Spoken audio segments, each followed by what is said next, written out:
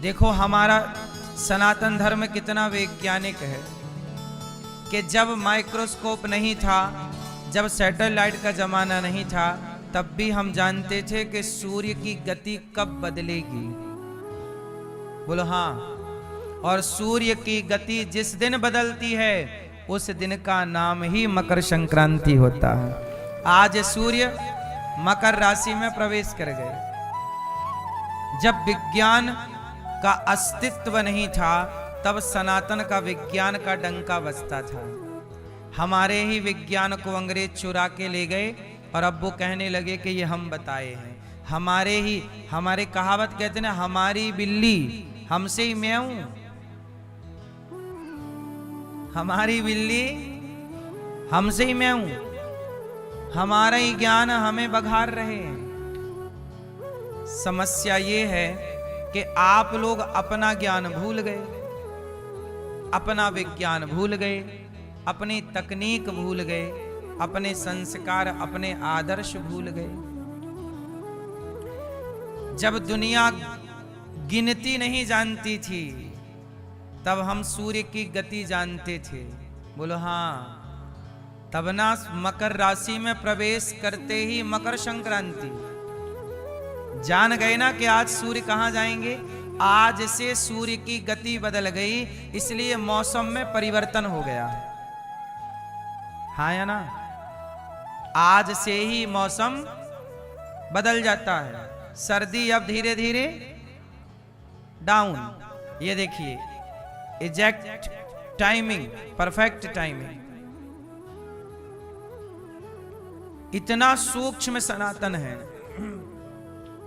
कितने बजकर कितने मिनट पर चंद्र ग्रहण होगा, कितने बजकर कितने मिनट में सूर्य ग्रहण होगा, ये जब दुनिया जानती नहीं थी तब हमारे ऋषि मुनि बता देते थे कि इस तारीख को इतने बजकर इतने मिनट पर सूर्य और चंद्र ग्रहण पड़ेगा। तो बताइए वो सूर्य चंद्रमा की गति जानते थे कि नहीं जानते थे? उस जमाने में जब कोई भी उपकरण, कोई भी मशीनरी नहीं होती थी तब। लेकिन उन वैज्ञानिकों का नाम आप जानते ही नहीं, उन ऋषियों का नाम आप जानते ही नहीं। इसलिए अपने सनातन को समझने की बहुत आवश्यकता है। और यही हमारे राम किशन जी ने ये मौका दिया कि आप लोग ये सब जान पाए। आपके पुत्र श्री सत्यनारायण जी, महावीर प्रसाद जी, प्रभुदास जी और सरजू देवी जी, मुनिया देवी जी, गायत्री देवी जी, कहाँ है ये? सरयू मैया, सरयू मैया, मुनिया देवी हैं? और गायत्री मुनिया मैया कहाँ है? और सरजू मैया? सही है, सही है। पवन कुमार जी, आकाश जी, भुवनेश जी, सूरज जी, अक्षय जी, रूपदास जी, भाई घनश्याम जी, संतोष देवी जी, चंचल देवी जी, ममता देवी जी। तो आप सब प्रेम से हैदराबाद की पावन धरती से आए हैं और अपने जीवन को कृतार्थ कर रहे हैं। आज की इस कथा में श्वेता चौहान जी कलाकार हैं, हरियाणा पंजाब से। आप भी आज कथा में अतिथि के रूप में पधारी हैं और आपने भी यहाँ सब माताओं का दर्शन किया, यहाँ की सेवाओं का दर्शन किया। जीवन मिला है तो सत्संग जरूर करना चाहिए। जीवन मिला है, पुण्य करना चाहिए, किसी को हंसाना चाहिए, किसी के होंठों पे मुस्कान भरना चाहिए, किसी के आंसू पहुंचना चाहिए। यदि एक लाइन में आपसे पूछा जाए कि आप इस धरती पर क्यों आए हो, यदि आप सबसे एक सवाल पूछा जाए कि आप सबके इस धरती में आने का उद्देश्य क्या है, आप इस धरती पर क्यों आए हो, तो बताओ क्यों आए हो? मैया इस धरती पे क्यों आई हो? मेरी माँ इस धरती पे हम क्यों आए हैं? ये सवाल सब लोगों का है और अपने अपने आप से ये सवाल पूछिएगा जरूर। आप क्यों आए हैं? क्या यहाँ किसी का खून बहाने आए हैं? क्या यहाँ किसी को गाली देने आए हैं? क्या यहाँ किसी की निंदा करने आए हैं? क्या यहाँ किसी को रुलाने आए हैं? नहीं, इस धरती पे हम लोग क्यों आए हैं? इसलिए आए हैं कि हमारे आने से हम किसी के काम आ सकें, किसी को खुशी दे सकें, किसी की जान बचा सकें, किसी को उसका लक्ष्य समझा सकें, किसी को उसका गंतव्य बता सकें, किसी को उसका रास्ता बता सकें, किसी के काम आ सकें। इसलिए हम इस धरती पे आए हैं। वरना कुत्ता तो था पहले से, बिल्ली, कुत्ता, चींटी, हाथी, सब जीव जंतु। अब देखो, इंसानों की आबादी, इंसान ज्यादा है कि चींटियां ज्यादा हैं? गिनती में अधिक आबादी किसकी है? उत्तर कौन ज्यादा है? इंसान ज्यादा है कि चींटियां ज्यादा हैं? बोलो, चींटियां ज्यादा हैं। अच्छा, इंसान ज्यादा है कि मछलियां ज्यादा हैं? बोलो। हाँ, इंसान ज्यादा है कि जीव जंतु ज्यादा है? इंसानों की आबादी से कई गुना अधिक अन्य जीवों की आबादी है। हाँ या ना? इसका मतलब है, जैसे आप कोई फैक्ट्री बनाते हो तो फैक्ट्री में किसी एक मैनेजर को बिठाते हो कि नहीं? मैनेजमेंट, क्योंकि आप तो कभी घर पे रहेंगे, कभी तो एक मैनेजर होगा जो आपकी फैक्ट्री का पूरा मैनेजमेंट संभालेगा। ऐसे ही 84 लाख योनियों में जितने जीव जंतु हैं, कितने पक्षी, कितने जंगली जीव, कितनी बकरी, कितनी गाय, कितनी भैंस, कितनी चींटी, कितने कुत्ते, कितनी बिल्ली, कितने सांप, कितने क्या क्या। तो भगवान ने आप लोगों को मैनेजर के रूप में धरती पे भेजा है कि जाओ सबके काम आना, सबको मैनेज करना, सबकी सेवा करना। लेकिन जिस मैनेजर को बिठाया वही बकरा काट काट के खा रहा है। जिसके कंधों पर रक्षा की जिम्मेदारी थी वही भक्षक हो गया। जिसके कंधों पे किसकी जिम्मेदारी है? रक्षा। इसलिए सनातन क्या कहता है? अहिंसा ही परमो धर्म। भाई, किसी स्वाद के लिए जीव को ना मारो। लेकिन जो रक्षक थे वही भक्षक हो गए। जिन पर सत्य बोलने की जिम्मेदारियां थी वही झूठ बोलने लगे। कुत्ता तो बोल ही नहीं पाता, ना सच ना झूठ। बिल्ली तो बोल ही नहीं पाती, ना सच ना झूठ।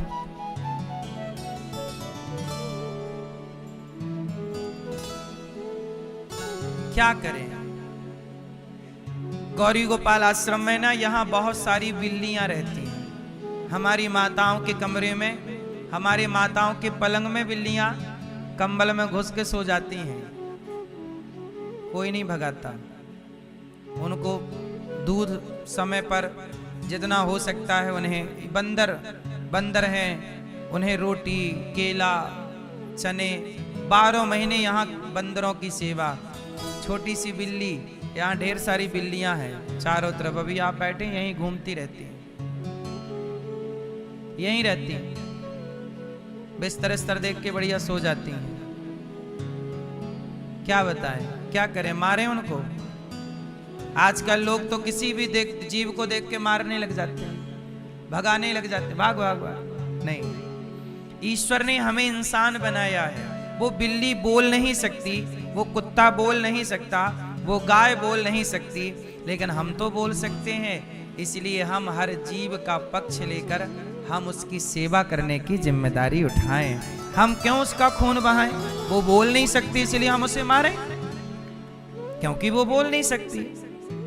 गाय बोल नहीं सकती इसलिए आप उसे काट दो, काट के खा जाओ, क्योंकि वो बोल नहीं सकती। हर जीव में आप समझदार हैं। कुत्ता सच नहीं बोल सकता, ना झूठ, वो बोल ही नहीं सकता। भाव भाव भाव, एक आवाज है उसके पास, भाव भाव भाव भाव। बंदर की एक आवाज है, बिल्ली की एक ही आवाज है, म्याऊं म्याऊं, बस। उसे जो भी कहना हो इसी में कहती है। लेकिन आप कितने स्पष्ट बोलते हैं, लेकिन इतना अच्छा बोलने के बाद भी आप क्या बोलते हैं? झूठ। जबकि आपके कंधे पे सच बोलने की जिम्मेदारी है। लेकिन आप, स्वार्थ है ना साहब, हर व्यक्ति अपना देख रहा है।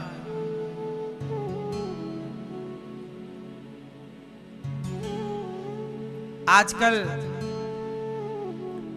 लोग जंगल जाते हैं, जंगल में जाल बिछा के पक्षी पकड़ के ले आते हैं और पक्षी बाजार में बेच देते हैं। और आप जैसे लोग, भले लोग जाते हैं और 500 रुपया में, 1000 रुपया में वो पक्षी खरीद के ले आते हैं। फिर आप लोग बहुत होशियार होते हैं, आप कैंची उठाते हैं और पक्षी के पंख कुतर देते हैं, काट देते हैं। अब तो ये उड़ नहीं सकता, आपने तो बहुत अच्छा है, सांप को दूर। मतलब सनातनी जो हिंदू है ना, वो हिंदू विशेष प्रकार का उसका खून है, जिसके अंदर दया कूट कूट के ईश्वर ने भरी है। सच बताएं, इस धरती पे इंसान कहलाने के योग्य यदि कोई है तो वही जिसके अंदर दया है सबके प्रति, वही इंसान है।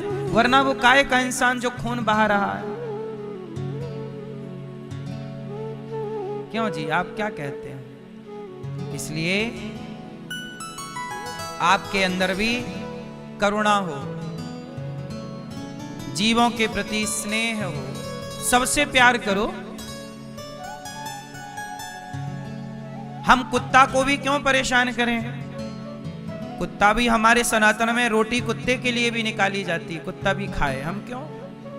हमारा बैर किसी से नहीं, हमारा बैर किसी से नहीं। सांप से भी हमारा बैर नहीं है, मछली से भी हमारा बैर। तालाब में लोग आटा लेके जाते हैं, मछली को दाना डालते हैं। क्या सनातन की खूबसूरती है। हम कैसे सनातनी हैं, अकेले रोटी नहीं खाते, कुत्ते को भी खिला के, गाय को भी खिला के, चींटी को भी खिला के, मछली को भी खिला के, अतिथि को भी खिला के, साधु को दे के, कौआ को भी दे के, चिड़िया को भी दे के खाते हैं। धन्य हैं हम लोग।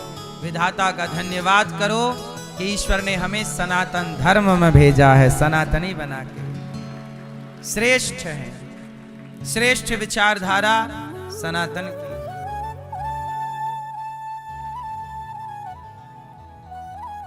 कल आप लोगों ने सुना कि भगवान श्री कृष्ण प्रकट हुए और भगवान ने भी, देखो भगवान कृष्ण क्या करते हैं? गाय की सेवा। क्या करते हैं? भगवान कृष्ण का नाम है गोपाल। क्या नाम है? गोपाल। जो गौ माता का पालन करें उन्हें गोपाल कहते हैं। आप सब लोग कृष्ण की पूजा करते हो, पर सच बताओ कृष्ण किनकी पूजा करते हैं? स्वयं कृष्ण गाय की पूजा करते हैं। बोलो हाँ। नंद बाबा के यहां गाय की ना पूजा होती है। कृष्ण की पूजा हम करते हैं, हम सब कृष्ण की पूजा करते हैं, पर श्री कृष्ण गाय की पूजा करते हैं। भगवान कृष्ण का गायों से कितना प्यार है। आप सनातनी, कृष्ण की पूजा करने वाले सनातनी, कृष्ण जिस गाय से प्यार करते थे, आज वो गाय कट रही है। क्या ये धर्म है? कृष्ण के मंदिर में गाय जरूर होती है, छोटी सी, चित्र ही रह गया है आजकल। हमारे सनातन में जब यज्ञ होता है, स्वाहा स्वाहा, तो उस स्वाहा में जो घी लगता है, वो घी भैंस का लगता है, बकरी का लगता है कि गाय का? बिना गाय के घी के यज्ञ पूरा नहीं होता। आजकल आप लोग स्वाहा करने के लिए ना बाजार का घी लाते हो, बाजार का घी थोड़ी हवन में लगता है। अब आप लोग होशियार हो गए हैं तो हम क्या करें? बाजार के घी से कभी हवन नहीं होता, लेकिन आप कर रहे हैं, कौन रोके? आप स्वतंत्र हैं। लेकिन बाजार का घी नहीं साहब, यज्ञ में हमेशा गाय का ही घी प्रयोग होगा। यदि गाय का घी नहीं लग रहा है तो वो यज्ञ नहीं है। और गाय भी देसी गाय। आज हमारे देश में गाय को भी लोगों ने बदनाम कर दिया। बोलो हाँ, कैसे बदनाम किया? जर्सी नाम की एक नस्ल भारत में है। कौन सी नस्ल? जोर से। जर्सी। अब आप लोग जानते नहीं हैं तो जर्सी को भी लोग गाय कहने लग गए हैं। बोले ये गाय है। गाय नहीं है वो, उसे जर्सी कहो। वो गाय की श्रेणी नहीं है। जैसे कुत्ता को कुत्ता कहा गया, बिल्ली को बिल्ली कहा गया, बिल्ली को शेरनी तो नहीं कहा जाएगा। यदि बिल्ली को शेरनी कह दिया गया तो फिर शेरनी का सम्मान हुआ कि अपमान? बोलो। ऐसे ही जैसे बिल्ली को बिल्ली कहा जाएगा, शेरनी नहीं कहा। यदि शेरनी कहा गया तो शेरनी का अपमान है। ऐसे ही जर्सी को जर्सी कहा जाए, उसे गाय ना कहा जाए, ये गाय का अपमान है। तो गाय किसे कहते हैं? आप बताओ, गाय किसे कहते हैं? देसी। अब ये देसी की पहचान आपको आनी चाहिए। अब आपसे मैं कहूं कि देसी गाय, तो देसी गाय की पहचान क्या है? जिसके सिर के पीछे उठा हुआ हिस्सा हो, गले के नीचे झूलती हुई झालर हो, वो गाय देसी मानी जाती है। सिर के पीछे क्या होगा? बढ़ा हुआ हिस्सा, बढ़ा हुआ एक अंग, कुबड़ बोलते हैं। बढ़ा हुआ एक हिस्सा, वो गाय की पहचान है। यदि आप गाय नहीं जानते तो सामने गौरी गोपाल गौशाला है, जाके देख लो। सारी गाय, ये देखो, ये गाय देखो, सिर के पीछे ऊपर की ओर बढ़ा हुआ हिस्सा है, टीवी पे देखो, और नीचे लटकती हुई झालर है गले के नीचे। और देसी गाय की नाभि भी बड़ी होती है। नाभि मतलब थन के पास ना उसकी नाभि थोड़ी लटकती होती है। और जर्सी की सपाट होती है, ऊपर भी सपाट होता है, गले भी सपाट होता है। तो जर्सी का दूध नहीं माना जाता। वो ठीक है, उसे आप सफेद लिक्विड फॉर्म कह सकते हैं कि दूध जैसा एक पदार्थ है। जो वास्तविक में दूध का गुण है वो देसी गाय के दूध में गुण है। जर्सी गाय के दूध में गुण वो गुण नहीं है जो देसी गाय का। लेकिन लोगों को जानकारी नहीं है तो अब तो सब 22 पसेरी है।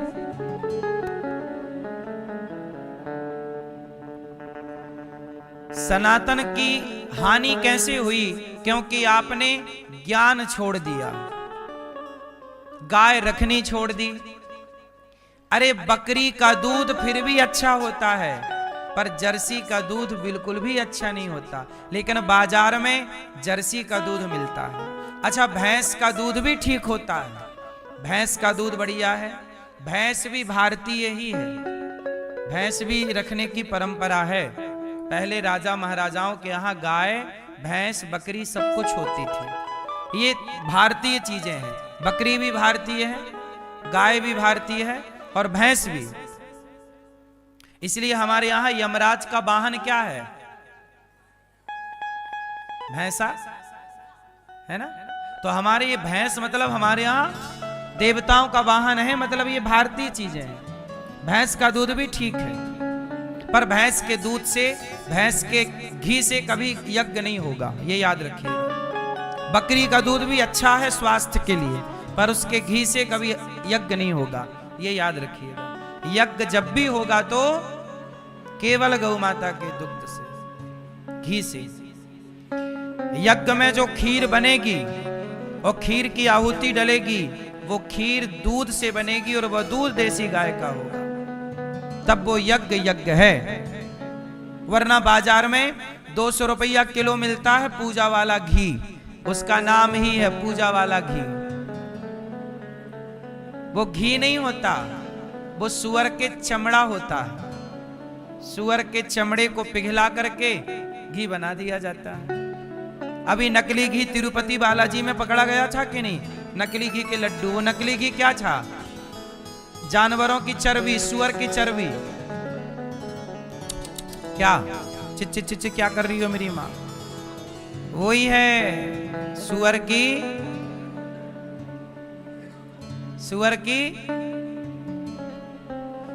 की चर्बी का भी घी बनता है। एक सुअर को आप कढ़ाई पे डाल दीजिएगा, उसका पूरा चमड़ा निकाल करके, हड्डियां लग करके उसका अपने आप वो पिघल जाएगा। जैसे चमड़ी हमारी भी तो जब जलती है चिता पे तो नहीं पानी की तरह, ये पुरुष लोग जानते हैं। आदमी जब जलता है तो उसकी चमड़ी पिघलती है मोम की तरह, ये आपकी और हमारी सबकी। ये भी घी है एक प्रकार का। आदमी का भी बनाओ तो बन जाएगा, किसी की भी चमड़ी का घी बन सकता है। लेकिन वो घी जैसा दिखता है, घी तो केवल गाय का होता है, लेकिन दिखने के बाद उसमें मिला देते हैं रंग वंग, खुशबू, हो गया घी। वही पूजा वाला घी है। सुअर की चमड़ी का तुम हवन करते रहते हो स्वाहा, और कहते हो भगवान सुन नहीं रहे हैं, हमने तो बड़ा यज्ञ कर लिया। बाजार के घी से यज्ञ करने वालों ध्यान से सुनिएगा, ये यज्ञ नहीं, ये पाप है। तुमने अपने घर में सुअर की चमड़ी जला दी और बने बड़े सनातनी हो,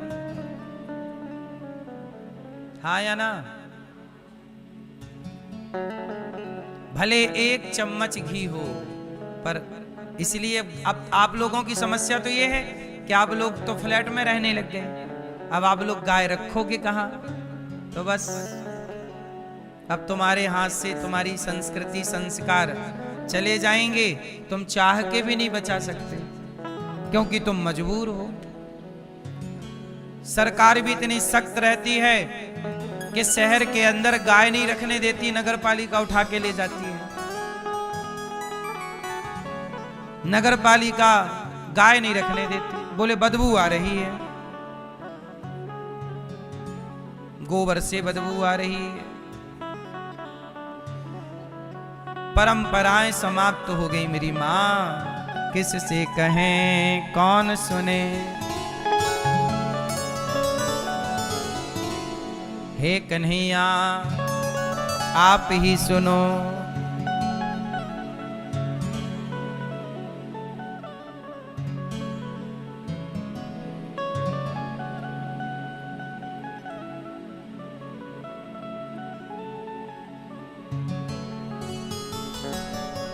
आप ही आके सुनिए पुकार,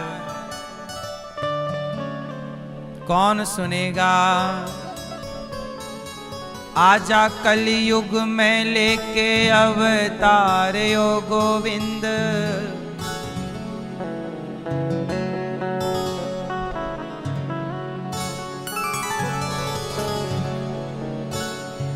आजा कलयुग में लेके अवतार ओ गोविंद, अपने भक्तों की सुन ले पुकार ओ गोविंद।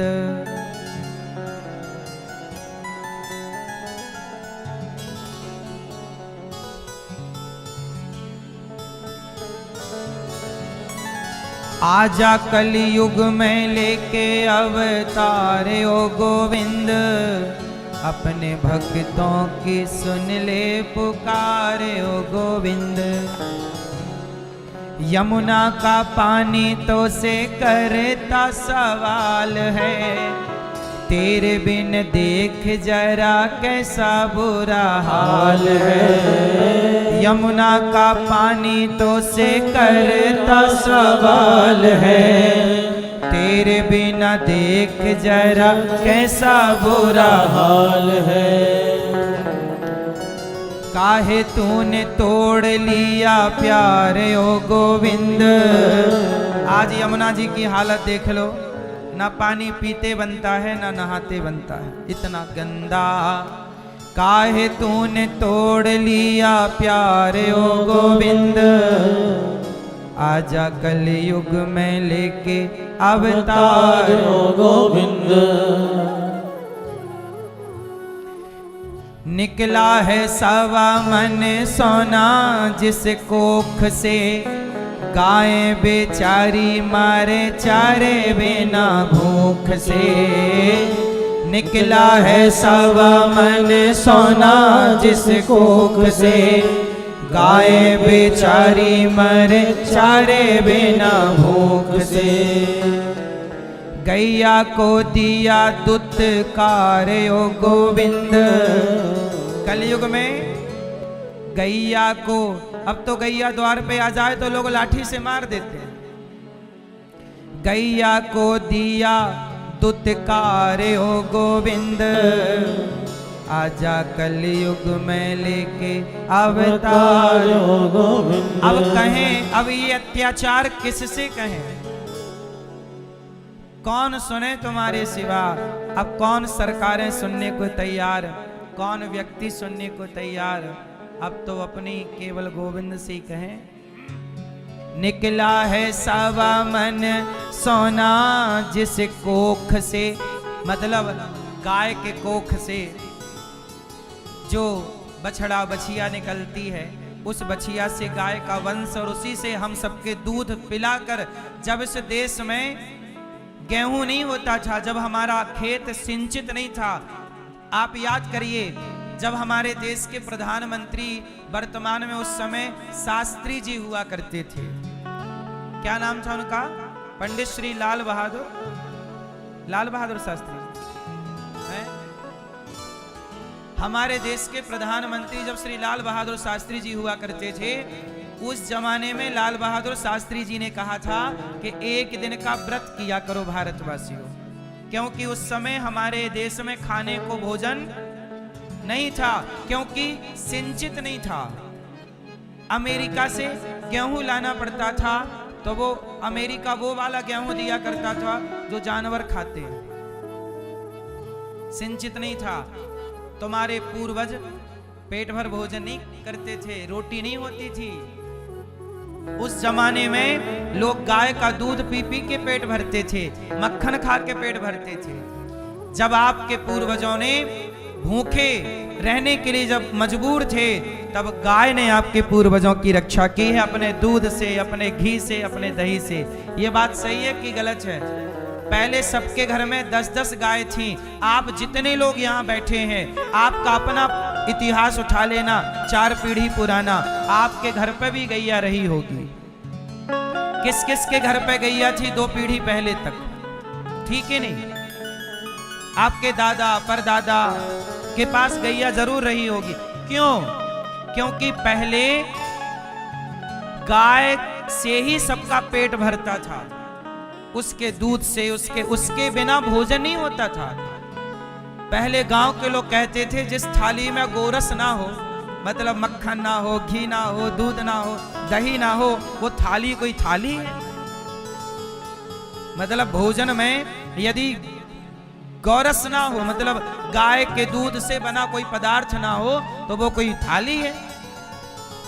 पहले लोग बढ़िया गाढ़ा दूध, उसमें रोटी मींज करके और दूध रोटी खाते थे। हाँ या ना? साग सब्जियों की जरूरत नहीं थी साहब। टमाटर आज मुंह फुलाए रहता है, मैं 70 रुपए किलो हूं, मैं 100 रुपए किलो हूं। उस जमाने में टमाटर कोई नहीं पूछता था। दूध रोटी क्या खाएंगे? साग सब्जियों की कोई रिक्वायर नहीं थी। बोलो हाँ, मिल जाए तो राम राम, नहीं मिले तो कोई बात नहीं। दूध जिंदाबाद। सबके घर में दूध चावल होता था, चावल बना लो और दूध चावल खा लो। बोलो हाँ। चावल को दूध के संग खा लिया, रोटी को दूध। मैं खुद रोटी थोड़ा दूध डाला, थोड़ा 4 रोटी डाली और शक्कर डाल ली और खाओ मस्त। हम लोग बचपन में यही खाए, काय का टमाटर, काय का आलू, काय का भाटा। आजकल चोचले हैं हरी भरी सब्जियों के, आजकल हरा भरा खा के भी लोग बीमार हैं, और पहले दूध रोटी खा के ही स्वस्थ रहा करते थे। और आजकल डॉक्टर लोग इंग्लिश का 3 बता रहे हैं कि ये खाओ तो ये और ये खाओ तो वो, जबकि शुद्ध खान पान यही था इस देश का। बोलो हाँ। निकला है सवा मन सोना जिस कोख से, आज की स्थिति देखो, गाय बेचारी मरे चारा और भूख से।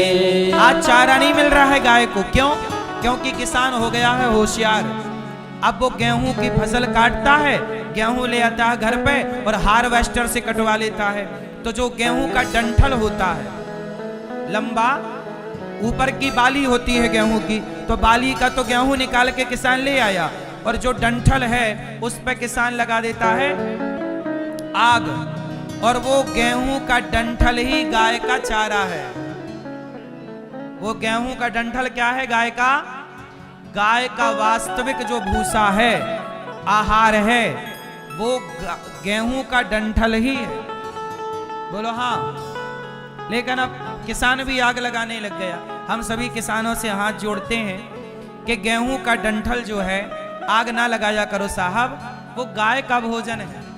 तुम उसका भूसा करवा लो, एक मशीन आ गई है, ट्रैक्टर ले जाके ना वो भूसा कर देता है, निकाल उसको पीस के भूसा बना देता है। उसे आप बेच दो, आप मुझे ही बेच दिया करो भूसा, जितना मेरी क्षमता होगी मैं ही खरीद लिया करूंगा, क्योंकि हमें तो साल भर के लिए भूसा चाहिए ना, गायों के लिए। अब आप लोग सारा जला दोगे तो भूसा ना फिर बहुत महंगा मिलता है, और जब महंगा मिलता है इसके चक्कर से फिर लोग गाय की सेवा नहीं करते कि यार भूसा भूसा कहाँ खरीदेंगे, महंगा है सब, सस्ता रहेगा तो सब लोग गाय रखने की ताकत। अब देखो हमारे पास 400 गैया हैं, 125 नंदी हैं।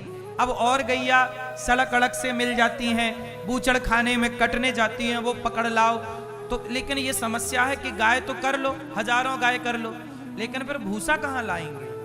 और अपने द्वार पे गाय है तो उसे भूखा भी नहीं रख सकते, लेकिन क्या करें, भूसा भी तो मिलना चाहिए। किसानों से प्रार्थना है, जलाया ना करो डंठल, वो गाय का आहार है। किसी गौशाला में दान कर दो भूसा, या बेच दो, बिक भी जाता है। 20 रुपया किलो भूसा मिलता है बाजार में। कितने रुपया किलो? अभी लगभग भूसे का रेट 20 रुपए से ज्यादा का है, 20-22 रुपए किलो भूसा, सोचिए। और रोज गाय को 3 किलो 4 किलो भूसा चाहिए। क्यों जी? सही है। इसलिए आप लोगों से मैं कहता हूं, थोड़ा भूसे का दान किया करो, थोड़ा गौ माता के बारे में सोचा करो। निकला है सवा मन सोना जिस कोख से, गाय बेचारी मरे चारे बिना भूख से। गैया को दिया दुत्कार ओ गोविंद, गैया को दिया दुत्कार ओ गोविंद, आजा कलयुग में लेके अवतार ओ गोविंद। घर घर में माखन की जगह शराब है, कलयुग की गोपियां तो बहुत ही खराब है। घर घर में माखन की जगह शराब है, घर घर में माखन की। जिस घर में माखन था अब वहां क्या हो गया? माखन खत्म, शराब का अड्डा। घर घर में माखन की जगह शराब है, कलयुग की गोपियां तो बहुत ही खराब हैं।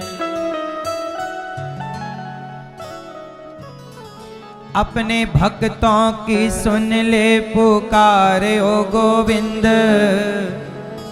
अपने भक्तों की सुन ले पुकार ओ गोविंद, आजा कलयुग में लेके अवतार ओ गोविंद। अब किसी द्रौपदी की बचती ना लाज रे, बिगड़ा जमाना भय उल्टे ही काज रे। अब किसी द्रौपदी की